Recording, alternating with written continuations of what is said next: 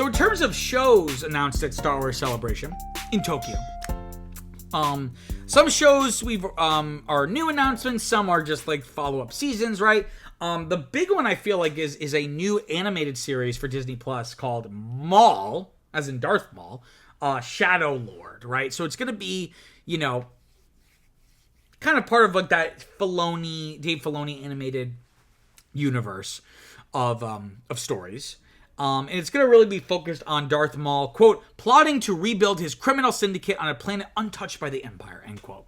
Because, that's been a big part of, like, the Disney Star Wars canon is Darth Maul, following the Clone Wars, kind of became, like, a crime lord. And we kind of got glimmers of that in Solo, a Star Wars story, the Han Solo spinoff, as well as in Rebels, and a little bit of the Disney Clone Wars final season. Sam Witwer is going to be returning to voice the character who's voiced him since Darth Maul was brought back from the dead, so to speak, right? For Clone Wars back in the George Lucas era. And Witwer had to say, quote, we learned some different things about this character. He's got some different traits that you wouldn't necessarily think he has that make perfect sense from what he's been through, end quote. This seems really cool, but it'd be cool if they really treated it like a real crime drama, and he's like a very irredeemable character, almost like a Michael Corleone, where I feel like they're just going to try to do like what they did with the Book of Boba Fett, which I admittedly have not seen. But from my understanding, they tried to make him the hero because he's the main character, and they want people to buy the toys, and they can't have the main character be like a morally ambiguous crime lord, right? So, again, the Sam Witwer's comment, I'm sure there's going to be some interesting insights into Maul, but it's going to beg the question of, like, what is it really worth the millions of dollars you're spending to make it? I also have a quote here from Lucasfilm Vice President of Animation Athena Portillo, saying, quote, unfortunately, I can't tell you too much. Then why are you saying anything? But what I can say is Sam Witwer's involvement in the show has been pristine. The quote keeps going, but I just want to pause here. Again, such PR. What do you mean pristine? Who has ever described someone's creative involvement as pristine? Like, it just feels like a ChatGPT response to, like, it just like it's like Mad Libs. Just like, well, what kind of word can we put in that isn't the one we use all the time? But anyway, let me continue. I'm very excited about him being able to review the scripts and provide input in all of that as well. Dave Filoni and Sam created the character for animation, and so it's very important to hear his thoughts as well for the character depth, end quote.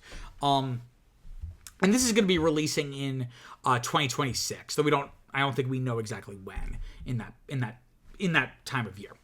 We also got more insights on Ahsoka, the second season. Most notably, Hayden Christensen, who I believe I did not watch. As you're knowing, I've not watched a lot of the more recent Star Wars stuff. I should do my homework. Hayden Christensen briefly appeared, I believe, in the in the first season, primarily as like a flashback or a vision. Whereas now I think he's kind of coming back as Anakin Skywalker, like his ghost, perhaps.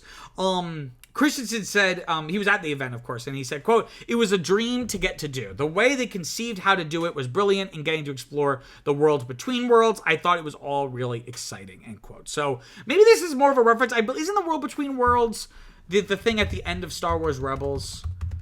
Right? Yeah. So like the weird kind of, interstellar 4D space where you can like enter different points in history and things like that. So are they suggesting that like pre-turn to the dark side Anakin is gonna get to like come back in some form? I don't know. We also got more context here that the actor Rory McCann is stepping in to play the evil Jedi Baylan Skoll. This is because the actor who was previously playing him, Ray Stevenson, unfortunately passed away, I think like right before the first season aired. Again, I really don't know what this is really just like Mad Libs to me. Like I have no idea who Baylan Skoll is.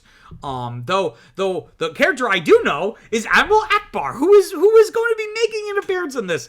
And Dave Filoni said, quote, he's going head to head with Thrawn, end quote. Of course, referring to Admiral Thrawn, right? Another quote from Dave Filoni, quote, it took all my effort to resist writing the line, it's a trap, because I'm like, I can't do that. That would be so lame, because this guy can't always get into traps. You'd think he would see it this time, end quote. So that's kind of funny. So it kind of feels a little pandering, the fact, like, why is Admiral Akbar of all characters showing up? The most interesting announcement, though, is the Ninth Jedi. So this is an anime series. It's spinning off from one of the episodes of the series Star Wars Visions, which is a Disney Plus show. Essentially, it's an anthology series where each episode is just like a different story with random different characters and oftentimes very, like, wildly different art styles. The little description for that episode of Star Wars Visions is, quote, "The daughter of a lightsaber smith is pursued by dark forces while on a dangerous mission," end quote. And from my understanding, it's one of the more acclaimed episodes of the anthology series. And speaking of the series, Star Wars Visions, it was confirmed, it's a third season, volume 3, has been confirmed for October of this year, of 2025. So some interesting announcements, but again, I'm a little hesitant, as I am with all of this, like, modern Star Wars stuff, just because the Disney Star Wars era, they've really struggled with television. Because most of the shows that they've done, save for Andor, but that's the exception that proves the rule.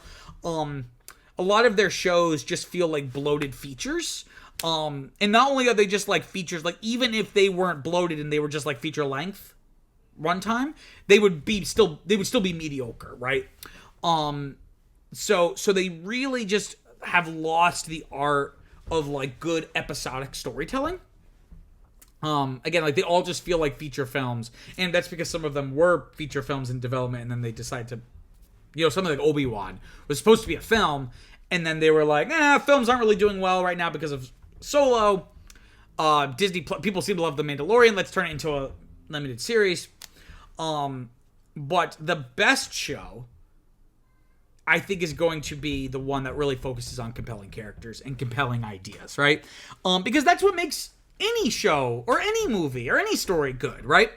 And, Andor, I think, gives you that fix. I think Andor is coming out soon. The reviews have literally, like, every review I've seen, the headline for is, like, the best thing in Star Wars since The Empire Strikes Back or something, right? So, and that's because it focuses on compelling characters and compelling ideas, right? So, I'm not super excited about any of this except for maybe the anime show, just because it's so different.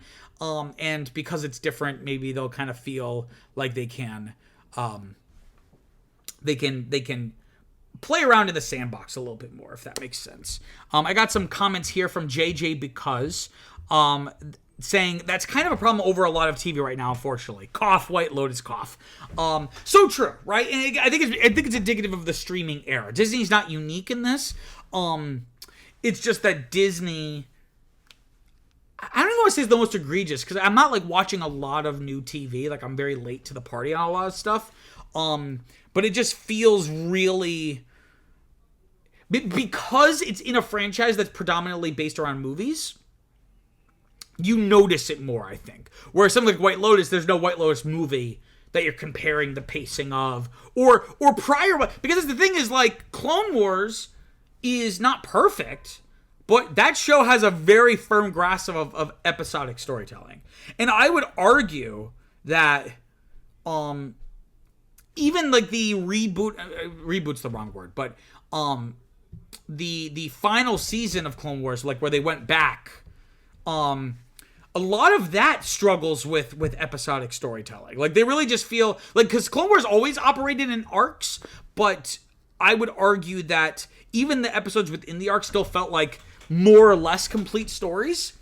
Not that they were independent, but rather, like, they had little mini arcs that were being resolved. Whereas a lot of that final season, even the best parts of it, like that last 4-part, finale, which essentially is just a movie, it's kind of just structured like a movie. It doesn't really feel like individual episodes.